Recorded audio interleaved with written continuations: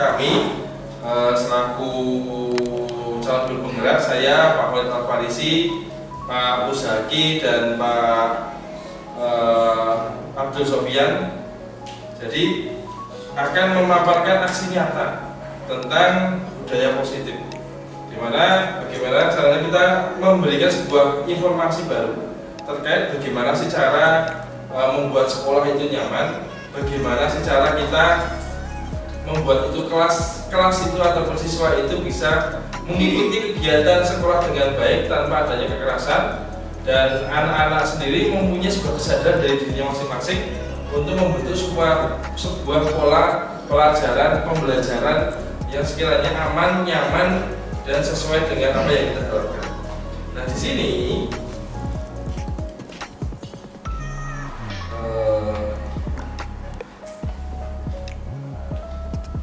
adalah kita akan melihat aja beberapa sub-sub budaya positif, yaitu disiplin positif, nilai-nilai kebajikan universal, teori motivasi, hukuman penghargaan restitusi, keyakinan kelas, kebutuhan dasar manusia dan dunia berkualitas, posisi kontrol dan seketika restitusi.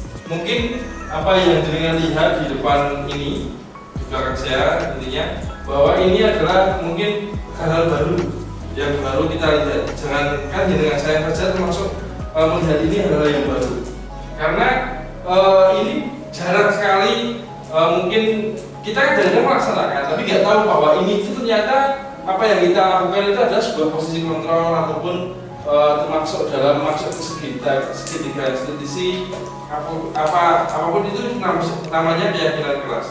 Dan di sini pertama saya akan menyampaikan dulu tentang perihal masalah keyakinan kelas ini, karena ini yang paling awal yang dilakukan di saat kegiatan-kegiatan di sekolah kita.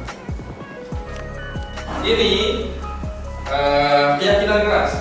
Mungkin kita baru paham ya, baru tahu apa sih keyakinan kelas, kira-kira mengapa keyakinan kelas, mengapa tidak peraturan kelas saja. Nah, ada beberapa pertanyaan dulu yang menjadi pemantik. Jadi yang pertama adalah mengapa kita memiliki peraturan tentang penggunaan helm pada saat mengendarai kendaraan roda 2 atau motor. Kira-kira Bapak Ibu ada pertanyaan seperti ini, jawabnya apa kira-kira?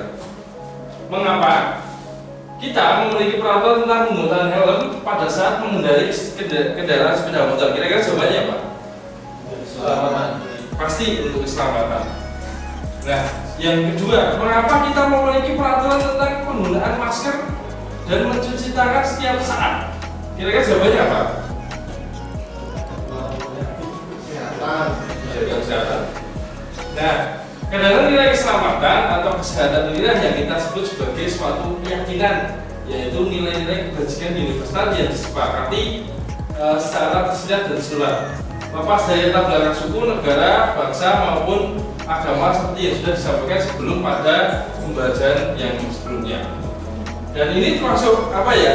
Kita menggugah bagaimana caranya keyakinan kelas itu tidak cuma hanya anak menaati karena sebuah hukuman, karena sebuah ketakutan, karena biar kita selamat, tapi bagaimana caranya kita memunculkan anak-anak ini agar mereka itu mempunyai sebuah kesadaran.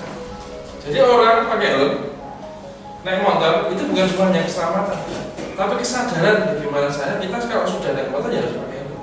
Itu sebuah bagaimana saya kita membangkitkan jiwa-jiwa anak-anak ya seperti itu. Tidak lagi kemudian hari mereka datang ke sekolah pakai helm karena takut polisi. Kan harus seperti itu nih. Anak di jalan naik motor pakai helm cuma bukan karena keselamatannya, tapi hanya karena takut polisi, takut ditilang. Nah, ini perlu adanya perubahan paradigma. Bagaimana caranya kita bisa memunculkan pola pikir anak-anak agar adanya keyakinan dia masuk keyakinan kelas tersebut. Nah, untuk pembentukan keyakinan sekolah atau kelas, yang pertama adalah keyakinan kelas bersifat lebih abstrak daripada peraturan yang lebih rinci dan konkret. Artinya ini lebih simpel. Kata-kata intinya yang nanti akan dimasukkan. Dan kalau peraturan kelas kan panjang. Dimana kalau di dalam kelas dilarang yang namanya makan pada waktu jam pelajaran seperti itu. aturan kelas biasanya seperti itu. Kalau ini lebih rinci lagi. Kalau keyakinan kelas kira-kira kalau kita makan, nah itu modelnya positif. Nah itu nanti saya akan menjelaskan ke slide selanjutnya ya. Nah keyakinan kelas berupa pernyataan universal. Terus ada lagi pernyataan keyakinan kelas senantiasa dibuat dalam bentuk positif. Artinya yang tadinya mungkin bisa dikatakan kalau orang biasa ngomong bahwa aturan kelas dilarang makan makanan di perpus. Nah kalau model yang positif mungkin kan bisa bahwa makanlah di tempat yang sesuai, kan seperti itu. Makanlah di tempat menjaga perpus dengan baik tanpa adanya makan. Itu kan hal positif. Kalau negatifnya kan biasanya kan ada kata-kata dilarang kan. Kalau ini kan sebuah peringatan tapi tidak seperti keras untuk dilarang. Lalu selanjutnya adalah keyakinan kelas sebenarnya tidak terlalu banyak sehingga mudah diingat dan dipahami oleh semua warga kelas, dan keyakinan kelas sebaiknya sesuatu yang dapat diterapkan di lingkungan tersebut dan semua warga kelas hendaknya ikut berkontribusi dalam pembuatan keyakinan kelas lewat kegiatan curah pendapat dan bersedia meninjau kembali keyakinan kelas dari waktu ke waktu. Yang artinya ini adalah awal, keyakinan kelas itu adalah awal menuju sebuah budaya positif. Sebelum kita membuat sebuah konsep budaya positif yang menyeluruh ke sekolah, kita awali dari dalam kelas, di mana anak itu bisa meyakini bahwa mereka harus mengikuti keyakinan kelas yang ada di kelas mereka dan mengikuti sebuah keyakinan kelas yang sudah disepakatinya baik antar wali kelas dan antar warga kelasnya, baik ketua kelas ataupun murid-murid yang ada di kelas tersebut. Dari sini kami akan menyampaikan prosedur pembentukan keyakinan sekolah atau kelas. Yang pertama adalah mempersilahkan warga sekolah atau murid sekolah atau kelas untuk berjualan pendapat tentang peraturan yang perlu disepakati di sekolah atau kelas. Jadi gini, kalau di kelas itu modelnya model demokrasi, di mana nanti bisa wali kelas bisa guru mapel itu akan memberikan sebuah pendapat di kelas. Contoh, di kelas kadang-kadang anak-anak ini tidak terkendali soal masalah kebersihan kelas. Kalau makan di luar kelas, kadang-kadang pada waktu pelajaran masih ada yang main HP. Dan di situ adalah curah pendapat dari anak-anak atau guru. Mungkin bisa saja murid, Pak, kalau di kelas nih kelasnya kotor gara-gara banyak anak yang makannya di kelas pada waktu istirahat, gara-gara curah pendapat seperti itu. Masukan dari anak seperti itu. Pak, kadang-kadang kita nggak bisa konsentrasi ikut pembelajaran karena yang di depan itu kadang-kadang kita musik, contoh seperti itu. Nah itu adalah kesan-kesan dari anak, dan itu perlu kita membuat sebuah wadah ataupun sistem yang dimana seperti pembentukan keyakinan kelas itu. Yang kedua, mencatat semua masukan para murid warga sekolah di papan tulis. Jadi setelah anak-anak itu berpendapat, setelah guru ataupun anak-anak berpendapat tentang masalah kegiatan di kelas ataupun keresahan-keresahan di kelas, maka yang dilanjutkan adalah dengan kita menulis, kita mencatat di papan tulisnya kira-kira keresahannya apa saja yang terjadi. Untuk yang ketiga, susunlah keyakinan kelas sesuai dengan prosedur pembentukan keyakinan sekolah atau kelas. Gantilah kalimat-kalimat dalam bentuk negatif menjadi positif. Contoh, kalimat negatifnya adalah jangan berlari di kelas atau koridor. Seringnya seperti ini Bapak Ibu. Modelnya dilarang, jangan sekali-kali dan sebagainya. Nah, kalimat positifnya yang mungkin lebih halus itu bisa dengan perjalanan di kelas atau koridor.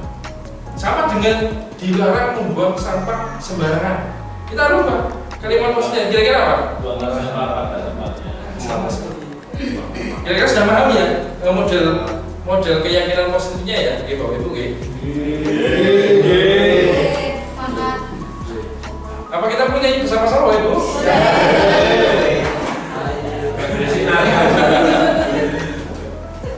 Nah, terus kalau sudah disusun semua curhatan ataupun cerita dari anak-anak kelas, baru nanti didokumentasikan atau dicatat menjadi kesepakatan kelas. Nah itulah yang akan menjadi keyakinan kelas dan kesepakatan kelas agar bisa diikuti oleh warga yang ada di kelas tersebut ataupun siswa yang ada di kelas tersebut.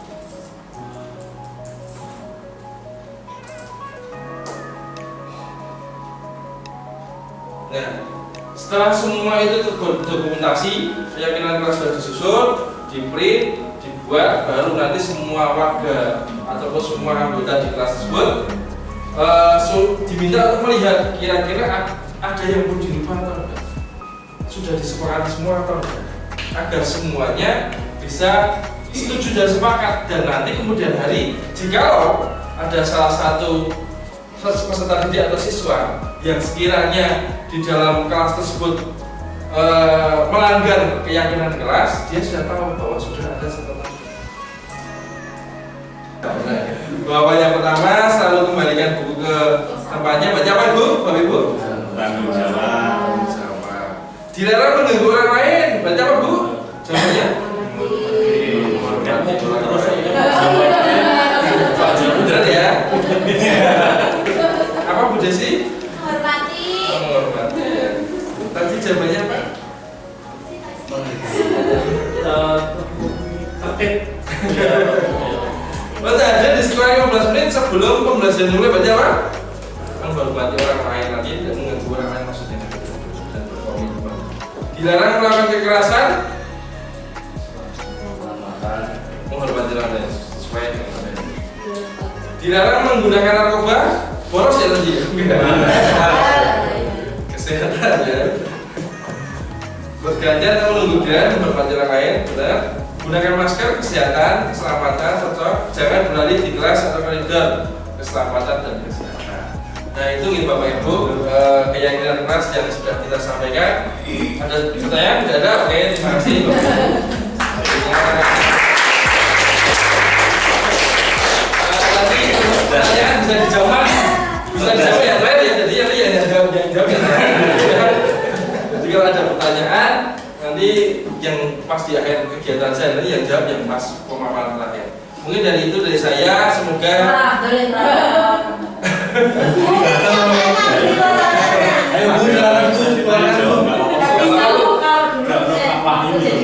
itu ada kesepakatan kelas. ya Itu sama atau tidak. Terus dalam keyakinan itu bagaimana caranya untuk memastikan keyakinan itu dijalankan kalau tidak ada sanksi. oh ya Biasanya kan peraturan itu akan dilaksanakan jika ada sanksi. Kalau tidak ada sanksi ya karena tanggung jawab itu kan asal banget ya. Karena asal itu kan akhirnya penilaiannya sesuai dengan pendapat masing-masing. jadi ini Diperbolehkan ya dalam keyakinan itu. ya nanti nih jadi soal masalah itu akan dijawab oleh selanjutnya. Karena gini, itu nanti masukkan materi yang selanjutnya. Soal masalah aturan, hukuman, itu maksudnya restitusi sama segitiga. Restitusi segitiga, restitusi. Nanti yang masuk ke situ. Bagaimana cara kita menangani siswa? Jadi kemudian ini menjadi bahan bekas kok. Fisiknya. Berarti kalau aku dijawab nanti rasanya nanti. Beda kan materinya. Nanti soal masalah tadi apa yang ditanyakan sama Budi soal masalah boleh nggak sih kita itu membuat sebuah aturan, boleh nggak sih kita memberikan sanksi, boleh nggak sih kita memberikan penekanan kepada siswa agar siswa tidak melakukan kesalahan ataupun pelanggaran atau sebagainya. Nanti ada penjelasannya di lingkupnya Pak Musi. Jadi yang tadi perbedaan kesepakatan kelas sama keyakinan kelas.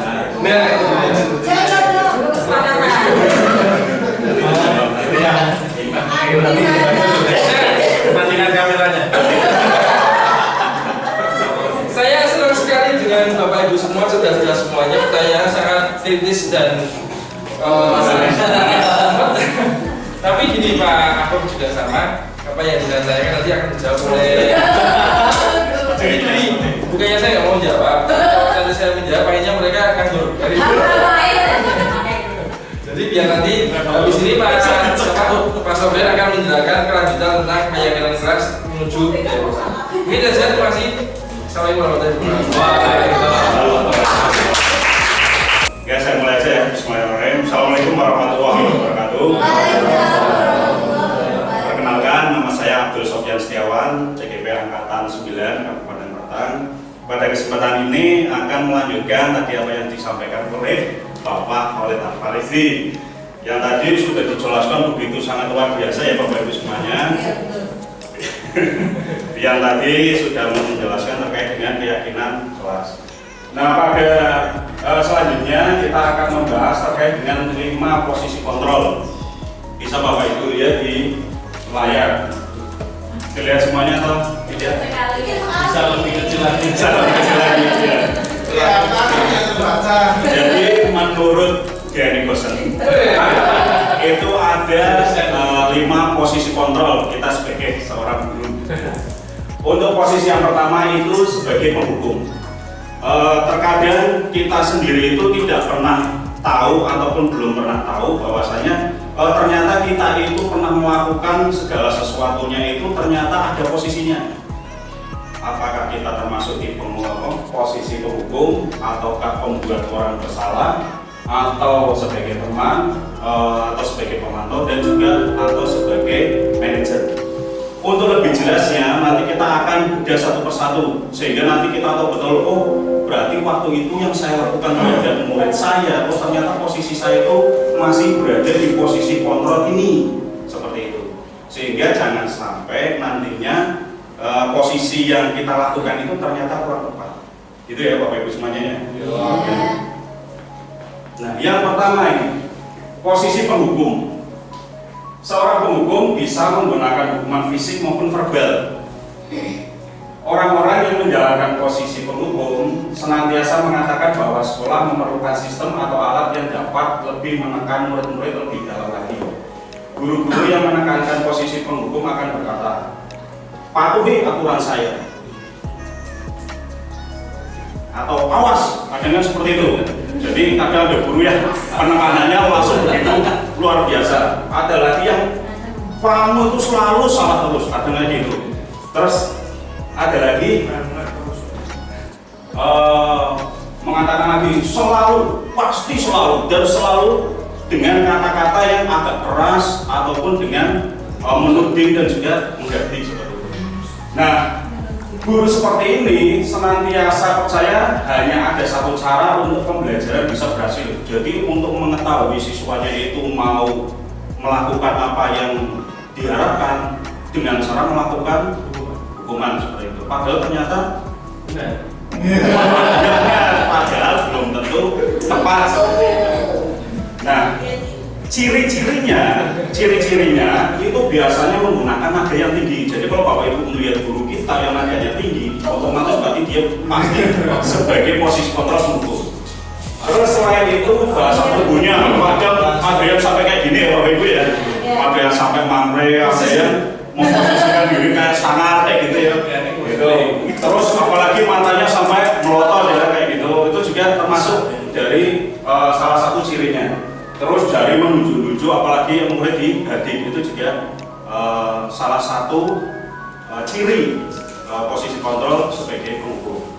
Hasilnya kemungkinan murid itu akan marah, dendam sama guru tersebut karena otomatis pada saat dia dimarahi akan ambil rasa senang. Bukan senang, pasti akan marah emosi. Ya kalau tersalingannya positif, kalau negatif ini yang akan terjadi. Jadi dia akan agresif memperoleh buku ataupun merusak fasilitas sekolah ataupun yang lain. Nah ini ternyata ada pengaruh yang luar biasa pada murid kita, makanya jangan sampai terjadi seperti itu. Gitu ya. Ada yang sampai melakukan tindakan kekerasan, jangan sampai kita melakukan kegiatan seperti itu. Gitu ya. Terus yang berikutnya, nah posisi pembuat merasa bersalah. Jadi posisi yang kedua ini di mana biasanya guru akan bersuara lebih lembut, itu kayak Bu Desi mungkin ya. Bu Desi. Nah, lebih lembut. Pembuat merasa bersalah akan menggunakan keheningan yang membuat orang lain merasa tidak nyaman, bersalah dan rendah diri. Kata-kata yang keluar dengan lembut akan seperti ini. Ibu sangat kecewa. Bu Desi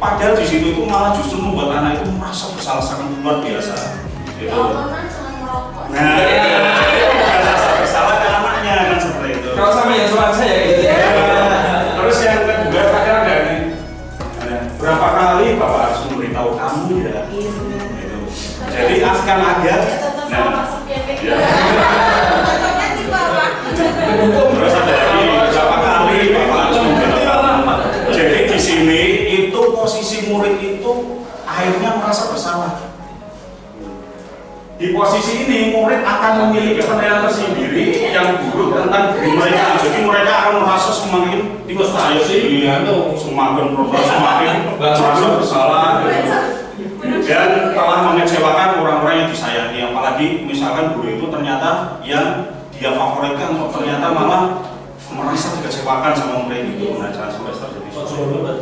Nah, hasilnya di sini murid akan merasa bersalah, akan sangat-sangat merasa bersalah karena telah melakukan itu. Terus bersalah telah mengecewakan ibu atau bapak gurunya. Dan makanya nanti kita bahas semuanya nanti biar tahu posisi kita itu di mana. Terus murid akan merasa menjadi orang yang gagal dan tidak sanggup membahagiakan orang lain. Itu juga ternyata murid kita itu merasakan hal itu Bapak Ibu tanpa kita sadari.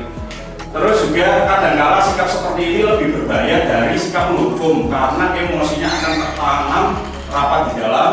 Murid menahan perasaan, tidak seperti murid dalam dengan guru penghukum di mana murid bisa menumpahkan amarahnya. Sedangkan kalau ini kan pendendam, bahaya ini kalau ngegem ya.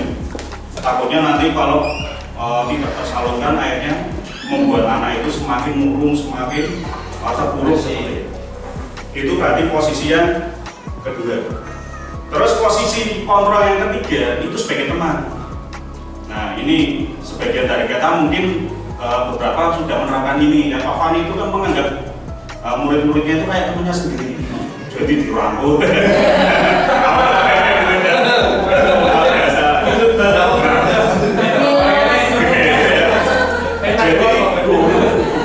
Gitu ya Pak Ibu ya. Guru pada posisi ini tidak akan menyakiti murid. Namun akan tetap berupaya mengontrol murid melalui persuasi. Posisi teman pada guru bisa negatif ataupun positif. Positif di sini berupa hubungan baik yang terjalin antar guru dan murid.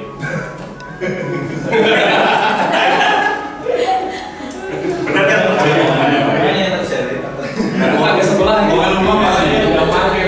Guru di posisi teman menggunakan hubungan baik dan humor untuk mempengaruhi seseorang. Nah biasanya karena saking dekatnya dengan murid, makanya bahasanya seperti ini. Ayo bantulah demi bapak ya, kadang-kadang kayak gitu. Terus apa lagi? Misalkan kata-katanya atau kalimatnya, ayo ingat tidak bantuan bapak selama ini, karena saking dekatnya dengan anak. Tapi di situ perlu bapak ibu ketahui, ternyata ternyata kondisi ini itu ternyata bahaya manakala murid itu salah paham. Karena apa? Karena di sini akan terjadi hal negatif dari posisi teman. Bila suatu saat guru tersebut tidak membantu, maka murid akan kecewa dan berkata, saya pikir bapak itu teman saya. Kadang yang selama ini menganggap dia teman, di satu sisi atau di suatu situasi dia merasa tidak dihiraukan atau tidak dipedulikan, akhirnya dia malah semakin kecewa gitu. Nah dengan posisi kontrol ini biasanya cirinya nada suaranya ramah. Itu kan papan itu kan ramah. Akrab, itu juga akrab. Terus juga dan bercanda, itu kadang suka bercanda kan. Terus juga suka senyum jenaka seperti apa.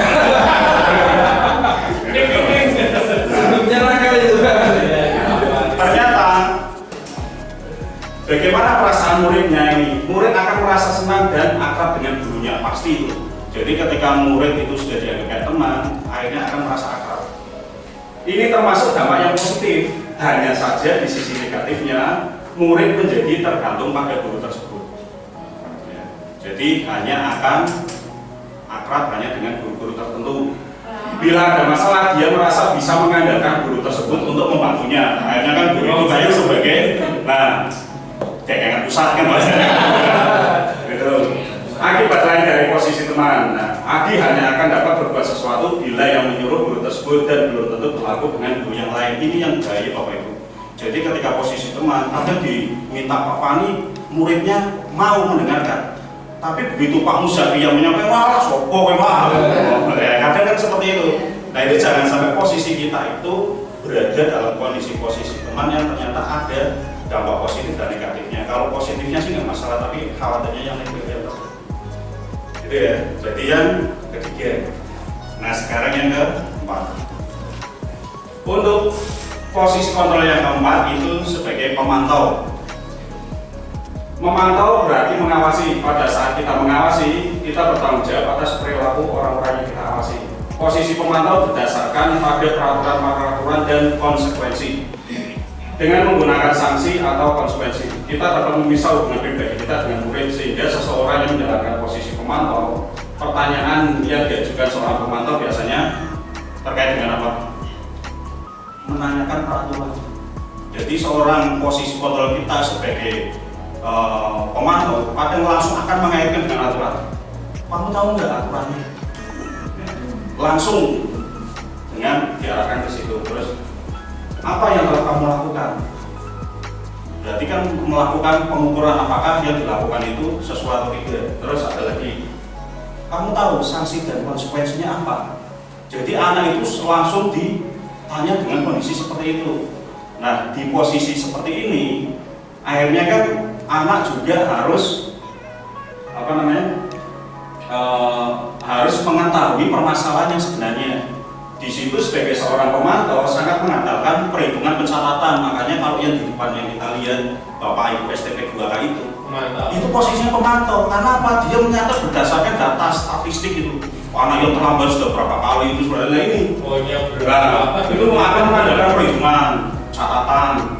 Terus datanya dapat digunakan sebagai bukti atas perlakuan seseorang baru melakukan pelanggaran langsung dibuatkan surat pernyataan gitu kan. Kayaknya sesuatu hal yang mungkin sepele, tapi ternyata berdampak terhadap anak kita.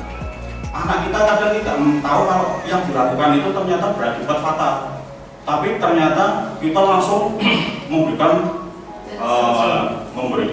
catatan-catatan yang begitu ternyata cukup merugikan anak. Nah posisi ini akan menggunakan stiker, slip catatan atau daftar cek. Posisi pemantau sendiri berawal dari teori stimulus respon yang menunjukkan tanggung jawab guru dalam mengontrol siswa. Nah di situ nanti perannya akan selalu mengontrol bagaimana ketika anak yang tadinya datang terlambat, terus besok nanti akan dicek lagi berdasarkan catatannya apakah terlambat lagi atau tidak, terlambat lagi atau tidak. Nah ini beberapa percakapannya anak pada posisi kontrol pada posisi pemantau. Biasanya posisi pemantau ini nada bicaranya itu nada suara datar bahasa tubuh yang formal. Jadi cara ngomongnya itu standar biasa tapi formal, baku karena suatu aturan. Adi, tahukah kamu jam berapa kita mulai? Jadi karena sudah tahu aturannya, kita mau mulai itu jam sekian. Makanya menanyakan Adi, tahukah kamu terlambat 15 menit, apakah kamu sudah mengerti konsekuensi yang harus dilakukan bila terlambat? Pasti akan dikaitkan dengan apa tadi? Nah, konsekuensi tadi dikaitkan dengan aturan-aturan lagi semacam itu. Itu posisi kita sebagai pemantau. Nah, hasilnya bagaimana? Murid memahami konsekuensi yang harus dijalankan karena telah melanggar salah satu peraturan sekolah. Ini sudah mulai sadar ini anak-anak kita itu ketika posisi kita sebagai pemantau. Guru tidak menunjukkan suatu emosi yang berlebihan. Tidak lagi meledak-ledak kayak yang pertama yang tadi mengukur.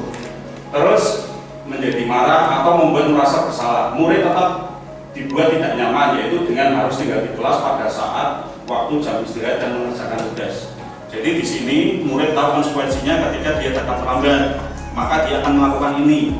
Padahal murid terkadang tidak nyaman melakukan itu, tapi karena posisi kita sebagai pemantau, maka itu yang dilakukan. Misalkan nih, ada murid masuk ke kelas ke tempatnya Buti, dia karena datang terlambat. Karena Buti sebagai pemantau, maka Buti akan menerapkan dengan cara, kamu tahu nggak, kamu tuh harusnya masuk jam berapa? Bahasanya datar Buti itu. Tapi Buti itu ternyata ada konsekuensi yang harus dia dapatkan ketika dia datang terlambat. Ya sudah, nggak apa-apa, nanti selesai pembelajaran saya, nanti kamu harus melakukan ini. Nah itu kan berarti posisinya Buti itu di sini sebagai pemantau. Nanti Buti akan melihat hasil dari yang dilakukan anak. Dengan cara apa? Nanti hasilnya serahkan ke saya ya. Seperti itu. Nah ini posisi kita seperti itu. Dan yang terakhir itu posisi kita sebagai manajer. Ya. Posisi kita sebagai manajer adalah posisi di mana guru berbuat sesuatu bersama dengan murid, mempersilahkan murid mempertanggungjawabkan perilakunya, terus mendukung murid agar dapat menemukan solusi atas permasalahannya sendiri. Seorang manajer telah memiliki keterampilan di posisi teman maupun pemantau. Jadi posisi manajer ini posisi yang sudah menguasai posisi pemantau dan juga menguasai posisi teman. Jadi lebih tinggi. Ya malah ya dari awal sampai akhir, tapi kan di sini yang berdampak positif terhadap anak itu sebenarnya ada 3 ya tadi, dari teman, terus pemantau, baru manajer. Itu yang sudah mulai berdampak positif. Tapi kalau yang teman itu ternyata masih ada negatifnya, yang pemantau juga ada. Nah, di sini adalah posisi manajer. Jadi di posisi manajer ini diharapkan nanti murid-murid kita itu menjadi manusia yang merdeka, mandiri dan bertanggung jawab. Karena apa? Dia bisa menyelesaikan permasalahannya dengan caranya sendiri. Dengan cara apa? Misalkan nih ada anak datang terlambat, ditanya, kenapa datang terlambat mas? Iya pak, soalnya bangunnya siangan. Nah kenapa kok bangun siangan? Karena semalam begadang. Misalkan seperti itu. Bisa nggak kamu kalau misalkan malam tidak begadang? Caranya gimana? Berarti kamu harus bisa bangun lebih itu lebih awal. Terus juga apalagi yang bisa kamu upayakan biar kamu tidak datang terlambat? Nanti saya akan nyetel alarm. Nah itu, jadi anak itu yang nantinya justru akan menyelesaikan masalahnya sendiri, sehingga dia akan sadar betul bahwa yang dia lakukan itu tidak benar, biar dia tahu cara untuk memperbaiki kesalahannya. Itu posisi yang tepat seperti itu. Ya, jadi itu terkait dengan manajer. Sehingga dari posisi ini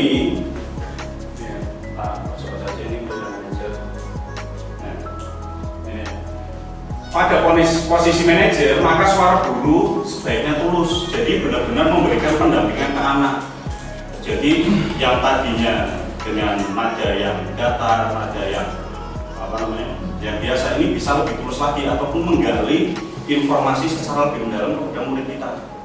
Kenapa melakukan itu? Jangan langsung memvonis kamu ini berarti harus ini, kamu ini harus itu bukan. Tapi paling tidak memberikan pendekatan kepada anak, biar anak itu mencurahkan apa yang dia rasakan dan bagaimana cara anak terus untuk menyelesaikan permasalahannya ini. Jadi fokus ada pada murid, bukan untuk membahagiakan guru atau orang tua. Jadi melakukan bukan karena sesuatu, tapi karena dorongan. Ini itu Bapak Ibu ya. Jadi itu ada 5 posisi kontrol yang bisa kita ketahui. Nah, di mana posisi kita untuk saat ini sebagai seorang guru? Untuk lebih memperdalam apa yang saya sampaikan, ini ada sedikit video singkat, ya, video singkat beberapa posisi kontrol tadi. Mudah-mudahan di sini akan semakin membuat Bapak Ibu semakin memahami, oh berarti aku ini dikain, oh berarti saya itu posisinya kemarin itu seperti ini, gitu ya. Aku tunjukkan sebentar Bapak Ibu.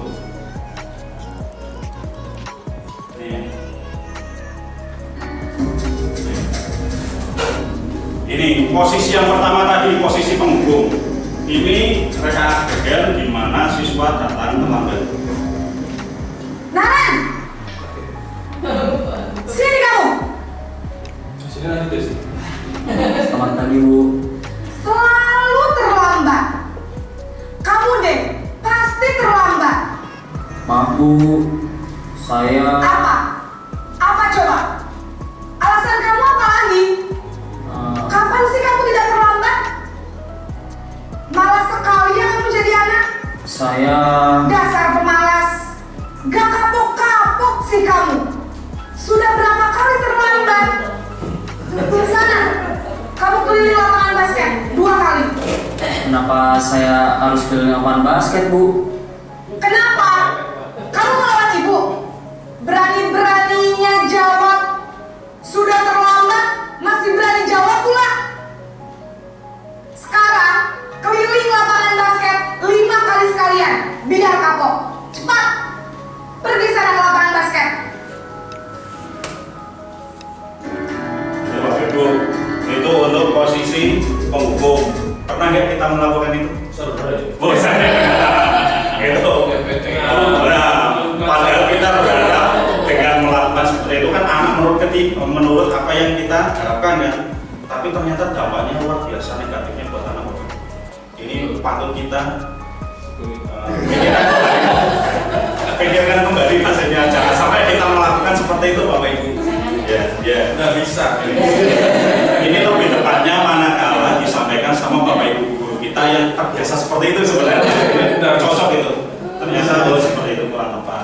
Nah ini yang membuat rasa bersalah. Ini Bapak Ibu, kayak apa sih membuat rasa bersalah itu?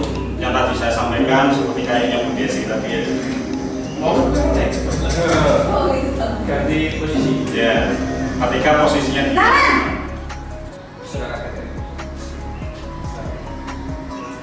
Selamat pagi Bu. Naren, kamu kenapa terlambat lagi, nak? Ya Tuhan, Naren, kamu senang ya bikin ibu susah ya?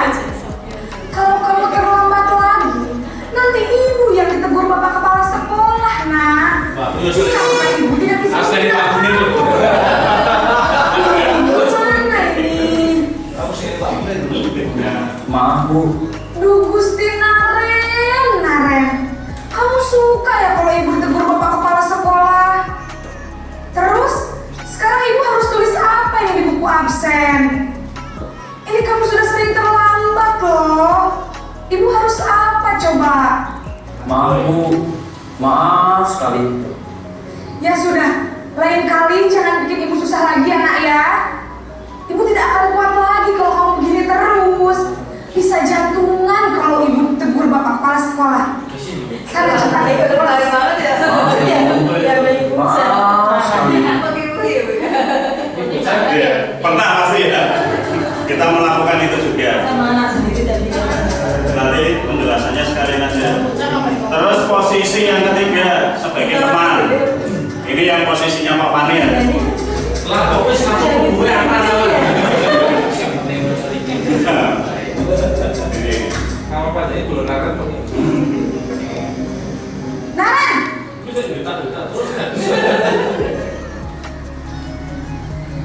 Selamat pagi Bu. wah sudah jam berapa ini nak? Terlambat lagi ya saya.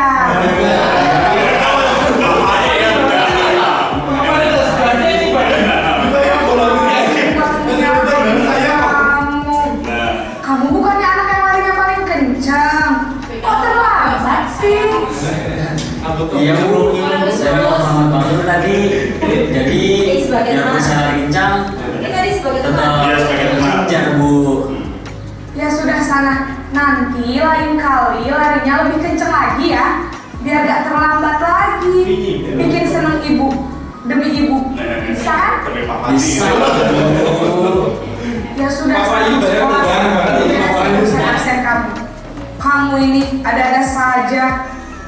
Kayaknya jarang deh dulu. Orang masih kayak gitu. Enggak ada. Terus selanjutnya memantau ini Bapak Ibu.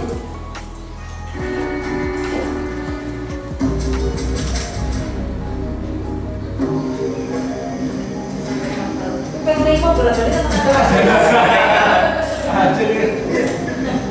Naren, Karena kesel itu belum Selamat pagi Bu. Naren, apa peraturan sekolah kita tentang jam berapa kita harus masuk sekolah, nak? Ini dikaitkan Kita peraturan sekolah. harus di sekolah jam 7 Bu. Iya betul, sekarang sudah jam 7.20. Naren sudah tahu konsekuensinya jika terlambat hadir. Paham Bu. Saya harus tinggal kelas pas jam istirahat selama 20 menit.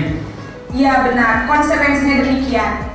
Jadi nanti jam 9.30 pas istirahat, kamu harus tinggal di kelas, kerjakan tugas tambahan untuk ketertinggalan kamu, ya? Baik Bu. Posisi sebagai memantau. Dan yang terakhir, manajer. Ini sudah ngapain lah anak gue. Siswa tuh. Tapi pada pertama setelah ini dia dong. Si pertama ini. Naren! Aja nih ya. Ya, Ya, rasa hilang. sebenarnya tadinya full. Ini tak sesuai posisi kontrolnya biar lebih memudahkan kita. Maaf Bu, saya terlambat. Iya, sekolah masuknya jam 7, sekarang sudah jam 7.20. Jadi sekarang bagaimana ini, Naren? Maaf Bu, saya lupa setel alarm saya semalam. Baiklah, menurut kamu, keyakinan sekolah yang mana yang perlu kamu tingkatkan? Diri sendiri dan orang lain mungkin ya Bu. Setuju. Jadi, apakah Naren meyakini prinsip saling menghormati tersebut? Iya Bu, saya meyakininya. Apakah Naren bersedia memperbaiki masalah keterlambatan ini? Bersedia Bu. Bagaimana kamu akan perbaiki masalah keterlambatan ini? Saya akan coba untuk tidak lupa menyetel alarm saya Bu. Baik, kalau Naren lupa menyetel alarm di rumah, ada orang yang kira-kira bisa bantu mengingatkan tidak? Ada Bu, kakak saya, Kak Emma. Ada lagi selain Kak Emma? Selain Kak Emma, ada ibu saya. Baik, jadi yang mengingatkan Naren adalah Kak Emma dan ibu kamu ya? Kira-kira akan mulai set alarm kapan nih Naren? Setelah pulang sekolah, akan segera saya lakukan. Baik, jadi Naren akan setel alarm untuk bangun besok pagi dan akan diingatkan oleh kakak dan ibunda Naren ya. Ada lagi yang mungkin perlu dilakukan Naren agar tidak terlambat bangun lagi? Tidak ada Bu. Baik Naren, terima kasih untuk kerjasama kamu. Sekarang kamu perlu kembali ke kelas untuk belajar. Baik Bu, terima kasih.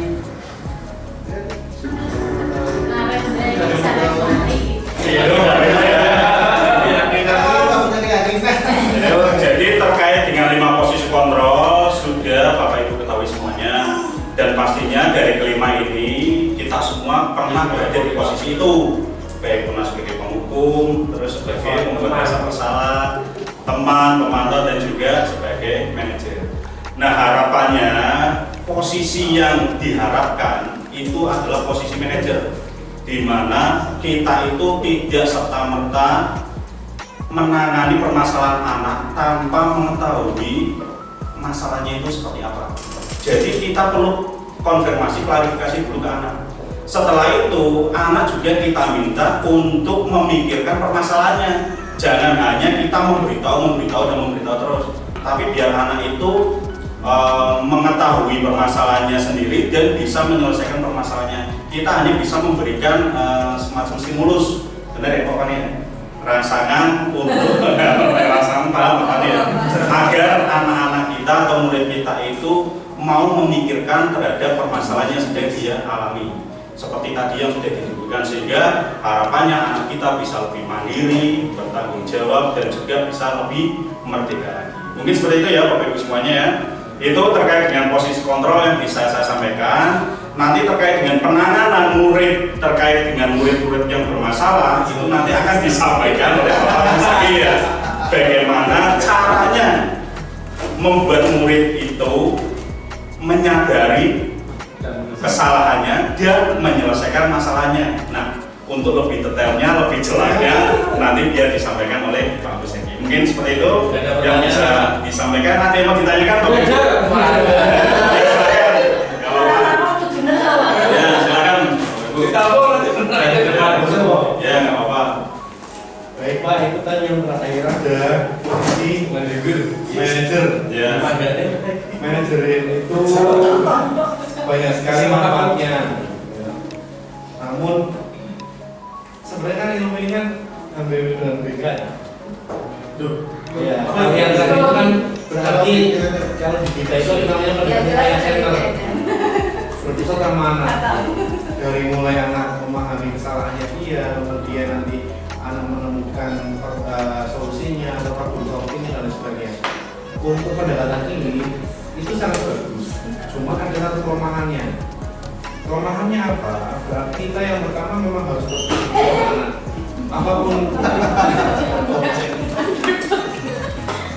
Apapun permasalahan anak, yang pertama harus dilakukan Masih terselamatkan.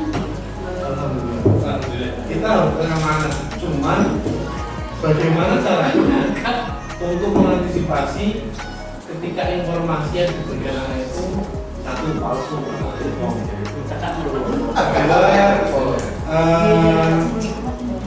permasalahan itu tetap terjadi berulang-ulang.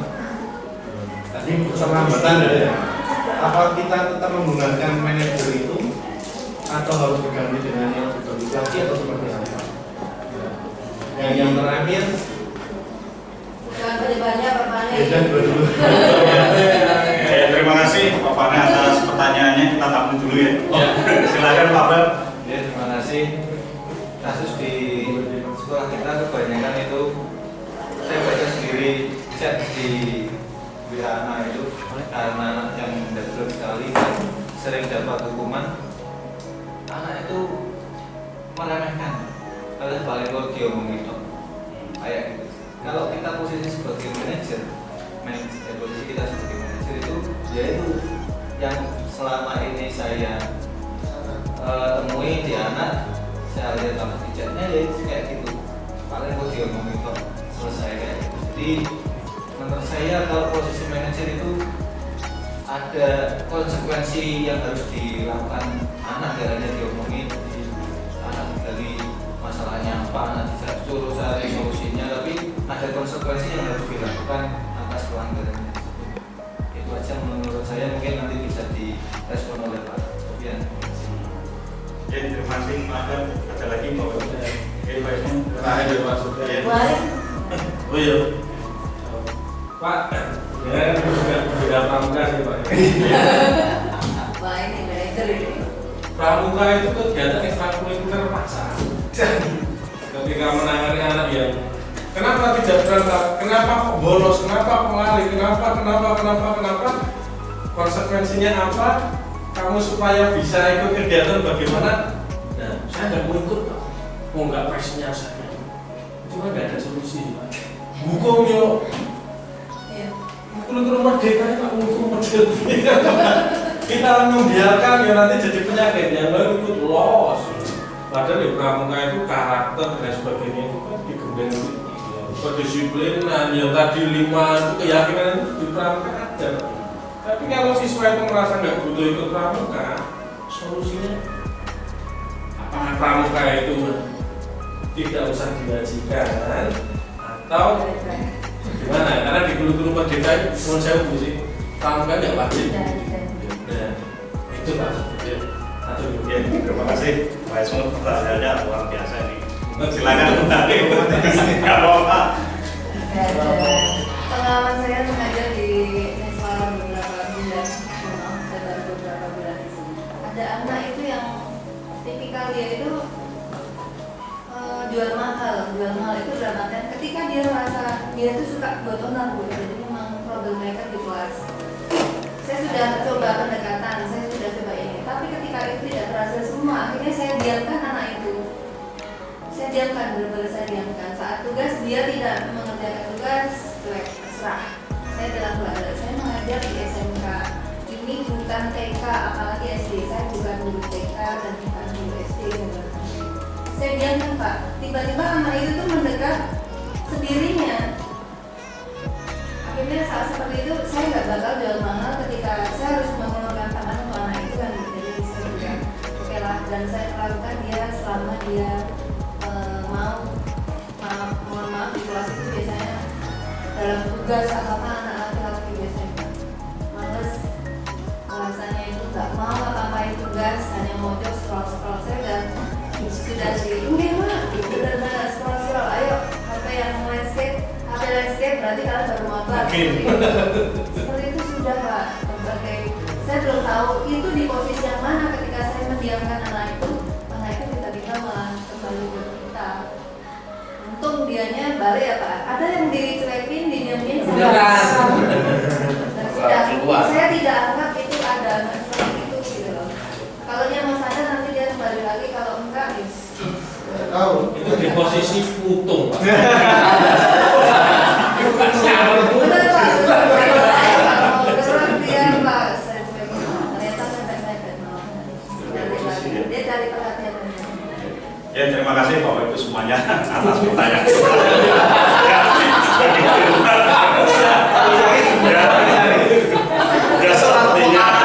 Pesertanya yang begitu luar biasa ini ya. Tapi nggak apa-apa, itu juga termasuk bagian dari diskusi kita nantinya. sehingga sebelum nanti kita membahas terkait dengan semua ataupun menjawab semua pertanyaan Bapak Ibu semuanya, nanti berikanlah kesempatan dulu buat rekan kami untuk juga menyampaikan terlebih dahulu ya. Untuk menyampaikan budaya positif yang lainnya, sehingga nanti serangkaian kegiatannya nanti bisa tersampaikan dengan detail. Nanti terkait dengan jawaban-jawaban tadi pun juga nanti bisa kita kolaborasikan dengan berbagai materi yang tadi sudah disampaikan oleh Pak Khalid sama saya dan juga nanti dengan Pak Khalid. Seperti itu ya Bapak Ibu ya. Oke, itu aja. Monggo untuk selanjutnya Pak Zaki kami persilakan. Assalamualaikum warahmatullahi wabarakatuh. Perkenalkan saya Muzaki, CGP Angkatan 9 dari SMK Negeri Tawarangasem. Izinkan saya untuk berbagi praktek baik terkait materi atau modul di 1.4 tentang budaya positif, dan dalam hal ini subnya yaitu segitiga restitusi. Dari dua sub yang tadi sudah disampaikan, inilah finalnya bagaimana eksekusi permasalahan yang sudah ada atau yang harus dikerjakan. Nah, segitiga restitusi itu apa? Itu adalah cara penyelesaian masalah yang tadi sudah sebagian disampaikan oleh Pak Sofyan dan Pak Khalid. Bagaimana kriteria-kriterianya sebagai pemantau, pendukung dan sebagainya, dan sampai finalnya adalah siswa atau yang melanggar itu bisa menyelesaikan permasalahan atau mencari solusi dari masalah yang sudah dilakukan. Nah, yang pertama ada menstabilkan identitas. Menstabilkan identitas, kemudian yang kedua ada validasi kebutuhan atau permasalahan, dan yang ketiga adalah keyakinan kelas. Tadi keyakinan kelas sudah disampaikan oleh Pak Khalid. Jadi 3 rangkaian ini harus disampaikan lebih dulu karena nanti mau menanyakan keyakinan kelas harus sudah ada di sebelumnya. Kemudian menstabilkan identitas itu apa sih? Nah, menstabilkan identitas itu adalah bagian dasar dari segitiga restitusi yang bertujuan untuk mengubah identitas anak dari orang yang gagal karena melakukan kesalahan menjadi orang yang sukses. Anak yang melanggar peraturan karena sedang mencari perhatian adalah anak yang mengalami kegagalan. Dia mencoba untuk memenuhi kebutuhan dasarnya, namun ada benturan. Kalau kita mengkritik dia, maka kita akan tetap membuatnya dalam posisi gagal. Kalau kita ingin ia menjadi reflektif, maka kita harus meyakinkan si anak tersebut dengan kalimat-kalimat seperti yang ada di contoh yang tadi sudah disampaikan. Ya, kamu terlambat, ya, berbuat salah itu hal wajar. Ya, itu kalimat-kalimat yang bersifat menstabilkan identitas. Ya, seperti tadi. Berbuat salah itu hal wajar, manusia itu tempatnya salah. Jadi kita mengadu-ngadui ya bahasa kita anak yang bermasalah tersebut. Tidak langsung menjudge, kamu itu selalu berbuat salah, kamu sering terlambat, tidak. Tapi kita menstabilkan identitas si siswa tersebut. Kemudian ada kata-kata berikutnya, kalimat berikutnya ya, tidak ada manusia yang sempurna. Contoh berikutnya, saya juga pernah melakukan kesalahan yang sama. Kita bisa menyelesaikan masalah ini. Nah, itu kalimat-kalimat dari menstabilkan identitas. Ya, kamu berhak merasa begitu. Itu contoh-contoh kalimat menstabilkan identitas. Jadi segitiga restitusi salah satunya dalam menstabilkan identitas adalah kita menyusun membuat kalimat seperti itu dengan langkah-langkah menstabilkan identitas. Nah, kalau kita mengatakan kalimat-kalimat di atas, maka akan sangat sulit, bahkan hampir tidak mungkin buat anak untuk tetap membaca. Ya, Pak Guru yang bertugas mengawasi anak-anak saat mereka bermain di halaman sekolah menyatakan bahwa bila mereka mengatakan kalimat tersebut yang mungkin hanya butuh 3 detik bisa mengubah situasi yang sulit menjadi kooperatif. Jadi kalimat tadi yang disampaikan Pak Khalid, Pak Sofyan itu, jadi segitiga restitusi ini tidak selamanya baku harus seperti ini. Jadi banyak kalimat-kalimat yang masih banyak lagi yang bisa Ibu Bapak gunakan. Jadi mungkin tiap daerah dan tiap sekolah, bahkan itu bahkan tiap sekolah ya beda. Jangankan di karakter di antar sekolah, tiap kelas TKA 1 dengan TKA 2 pun mesti beda. Makanya tidak bisa kita menggunakan hal ini yang menjadi patokan untuk menggunakan kalimat ini. Tidak, tapi menggunakan kalimat-kalimat yang lain. Gitu. Kemudian ketika seseorang merasa sedih dan emosional, tidak bisa mengakses bagian otak yang berfungsi untuk berpikir rasional, ya, saat itulah ketika kita harus menstabilkan identitas anak sebelum terjadi hal-hal lain yang bisa memperburuk keadaan. Kita sebaiknya membantu anak untuk tenang dan kembali ke suasana hati di mana proses belajar dan penyelesaian masalah bisa dilakukan. Nah, ini ahli-ahlinya BK. Jadi tuntutan kita sebagai guru sebagai guru selain BK, itu kita juga harus menguasai itu ternyata. Di PMM topik nomor 11 kalau nggak salah, yaitu pembahasannya terkait dengan bimbingan bahasa. Nah, salah satunya ini. Tentu akan sulit ya melakukan restitusi bila anak yang berbuat salah terus berfokus pada kesalahannya. Ada 3 alasan. Yang pertama, bersalah menguras energi. Rasa bersalah membutuhkan energi yang sama dengan energi yang dibutuhkan untuk mencari penyelesaian masalah. Yang kedua, ketika kita merasa bersalah, kita mengalami identitas kegagalan. Dalam kondisi ini akan cenderung untuk menyalahkan orang lain, mempertahankan diri daripada mencari solusi. Yang ketiganya, perasaan bersalah membuat kita terperangkap pada masa lalu di mana kita sudah bisa berbuat apa-apa lagi. Kita hanya bisa mengontrol apa yang akan terjadi di masa kini dan akan datang. Jadi setiap yang kita alami, yang kita jalani di sini adalah satu, kita itu bukan pihak kepolisian. Ya. Jadi kita di sekolah, ya kita bersifat seperti tadi. Harapannya adalah manajer. Ya, manajer di mana segitiga seperti ini kita selesaikan dengan baik. Ya, pertama adalah menstabilkan identitas. Nah, yang berikutnya adalah terkait dengan validasi tindakan yang salah. Jadi apa itu? Ya, tentang memenuhi kebutuhan dasar. Kalau kita memahami kebutuhan dasar apa yang mendasari sebuah tindakan, kita akan bisa menemukan cara-cara paling efektif untuk memenuhi kebutuhan tersebut. Jadi, memvalidasi tindakan yang salah adalah memastikan bahwa kesalahan atau tindakan yang anak tadi dilakukan, ya, itu anak itu merasa bersalah atau tidak, dengan melanggar aturan yang melanggar keyakinan kelas yang sudah disepakati bersama atau tidak. Gitu. Nah, tadi seperti itu ya. Jadi anak itu merasa bersalah. Oh iya, tadi yang di video terkait dengan siswa terlambat itu, oh iya saya terlambat itu harusnya 7.20 dan anak mengakui kesalahan itu. Baru setelah itu kita nanti langkah ke berikutnya adalah keyakinan kelas. Nah, keyakinan kelas apa yang sudah dilanggarkan. Kemudian contoh-contoh kalimat apa yang divalidasi tindakan yang salah. Contohnya adalah seperti tadi ya, padahal kamu bisa melakukan yang lebih buruk dari ini. Ya, kamu pasti punya alasan mengapa kamu terlambat. Kamu punya alasan pasti mengapa kamu tidur saat praktek. Mengapa kamu tidak ikut kegiatan pramuka dan lain sebagainya. Nah, pertanyaan-pertanyaan seperti ini untuk memvalidasi kesalahan yang sudah diperbuat. Jadi tidak hanya mengejas kamu salah, kamu harusnya seperti ini dan sebagainya, tapi kita menggali dulu alasan apa, kenapa kok dia melakukan kesalahan seperti itu, melanggar keyakinan kelas seperti ini. Nah, pernah juga ya yang terlambat, sering terlambat, ketika ditanya ternyata sedih.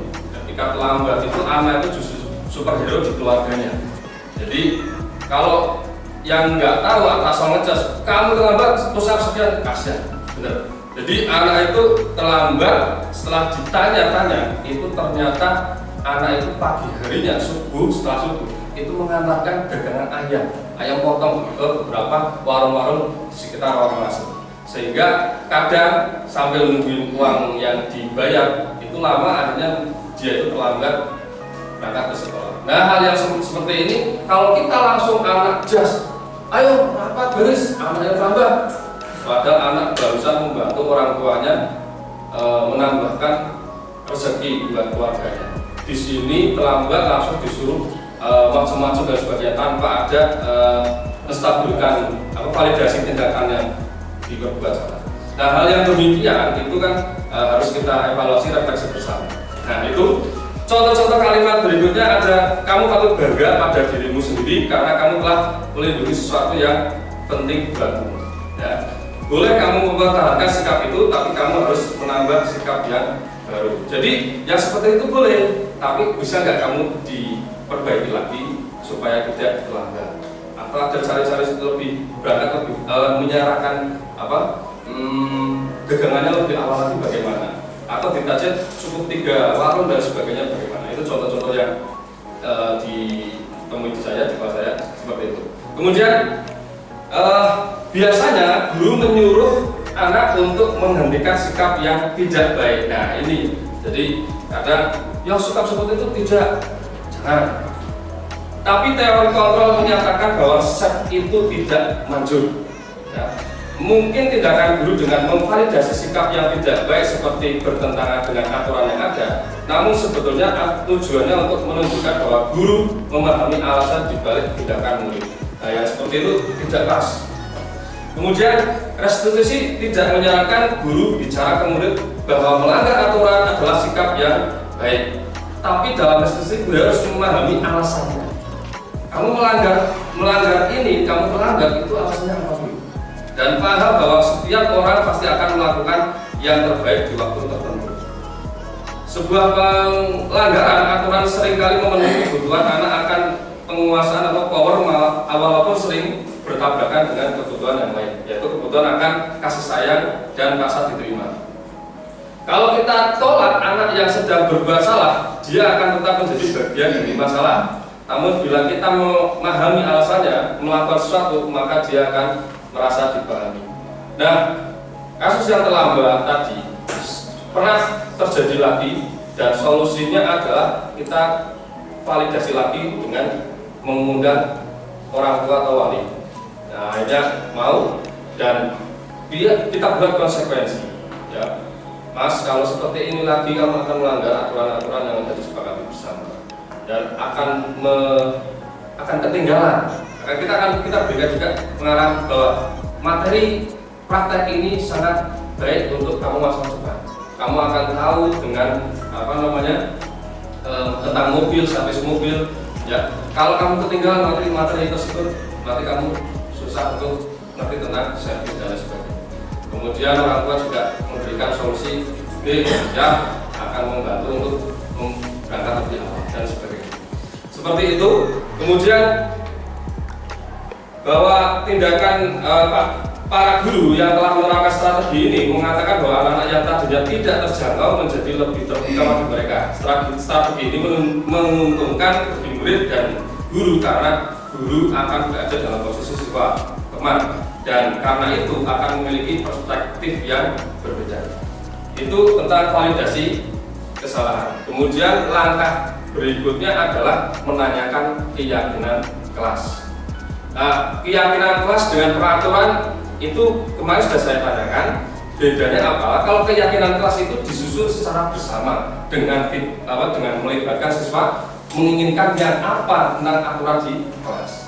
Sehingga apa? Kemarin mungkin Bapak Ibu pernah sekilas melihat ada anak yang lari-lari di lapangan, gitu.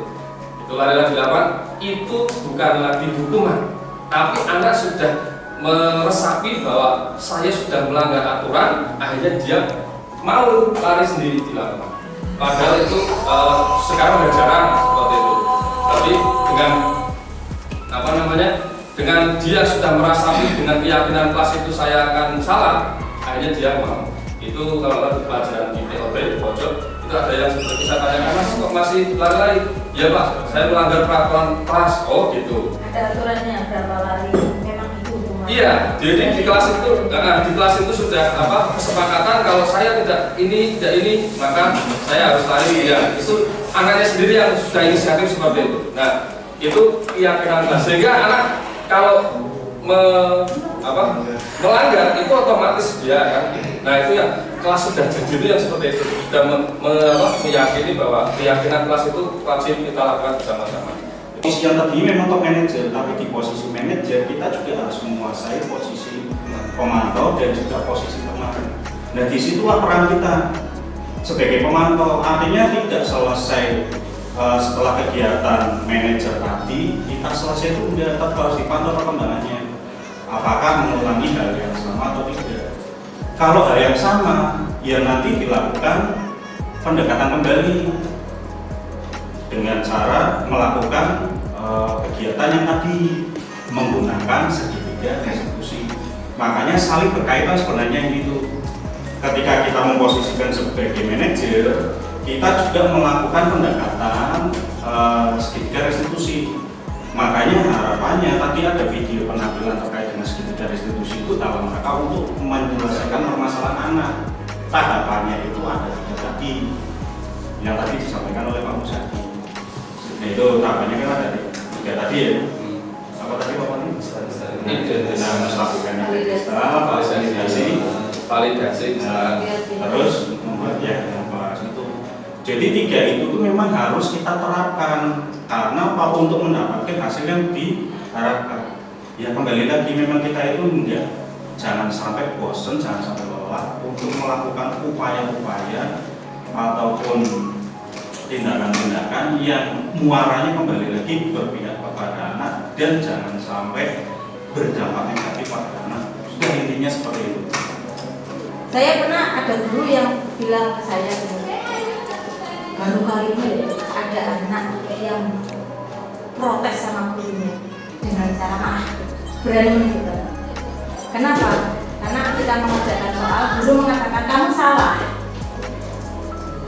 Anak ini punya sifat apa ya? Egonya tinggi walaupun anak SD. Iya. Nggak terima dia dikatakan salah. Dia sama ngomong gurunya menang, belum marah. Dia ya menunjukkan kata pasti marah. Kemudian gurunya mendekati dikasih, coba Mas diulang. Dia ngulang. Hasilnya beda-beda. Salah enggak? Iya salah. Nah jadi guru itu kan punya untuk mengakui kesalahannya dengan cara dia menyadari kesalahannya sendiri dengan cara prosesnya. Iya. Dan itu anak saya. Makanya bisa diterapkan di keluarga juga. Iya. Iya makanya memang yang namanya pendidikan itu kan memang tiga unsur ya, masyarakat, sekolah dan keluarga. Jadi memang ketiganya itu harus simetris. Chemistry-nya ada, gandengannya ada. Kalau jalan sendiri-sendiri, keluarga itu kan urusan guru, pendidik. Ada loh yang seperti itu. Kemarin ada pokoknya Pak Sempat gosok kayak anak pendidikan. Itu kalimat yang ibaratnya Pak dia pakai, Pak dijengkeli, Pak dikantoni gurunya. Ada yang orang tua seperti itu. Tidak sama. Ya mungkin makanya nggak bisa teoritis harus seperti itu, nggak bisa. Oke, terima kasih Bapak Ibu semua atas partisipasinya dan kehadirannya untuk dapat mengikuti kegiatan diseminasi dari kami. Mungkin itu saja yang bisa saya ataupun kami sampaikan, karena bagaimanapun juga terkait dengan budaya positif ini memang harus dimulai dari diri kita sendiri dan nantinya juga nanti bisa kita sebarluaskan di lingkup rekan kerja dan juga nanti akan menjadi budaya positif di lingkungan sekolah. Demikian yang bisa kami sampaikan, mudah-mudahan bermanfaat buat kita semuanya. Kami ucapkan Assalamualaikum warahmatullahi wabarakatuh.